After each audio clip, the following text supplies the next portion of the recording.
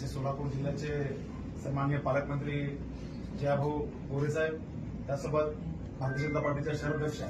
सन्माननीय रोजमेरी तळोळकर, त्यासोबत आमचे मार्गदर्शक सन्माननीय माजी आमदार दिनरावजी माने, आमदार सचिनरावजी कल्याण शेट्टी, माझे दुसरे मार्गदर्शक सन्माननीय दिलीप भाऊ कोल्हे आणि त्यासोबत त्यांच्या मार्गदर्शनाखाली ज्याच्या नेतृत्वाखाली मी आज या ठिकाणी प्रवेश करतोय असे आमचे शहर मध्यचे लाडके आमदार सन्माननीय देवेंद्रदा कोठे, त्यासोबत सुनता अलिमोळी सापतगड. खरं तर आज काँग्रेस पक्षामधून भारतीय जनता पार्टीमध्ये आज मी प्रवेश करतोय आणि हे करत असताना खरं तर देशाचे नेते सन्माननीय नरेंद्र मोदी असतील, राज्याचे मुख्यमंत्री सन्माननीय देवेंद्रजी फडणवीस असतील, यांचा विकासाचा जो वेग बघता आज गेल्या 10 ते 12 वर्षापासून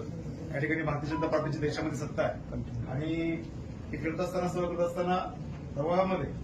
ही विकासाची जर गंगा जी देशामध्ये वाहते आणि महाराष्ट्रामध्ये वाहते ती जर प्रभागामध्ये आणत असेल तर मला वाटतं भारतीय जनता पार्टीशिवाय कोणताही पर्याय नाही. या ठिकाणी प्रवेश करतोय त्या व्यासपीठाच्या माध्यमातून मी सांगू इच्छितो की निश्चितपणे इथून पुढच्या काळामध्ये भारतीय जनता पार्टी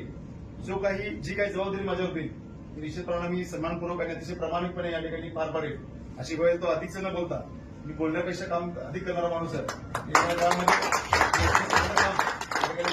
अशी वेळ देतो आणि माझे विचार सांगतो. जय हिंद, जय महाराष्ट्र, जय शिवराय, जय श्रीराम.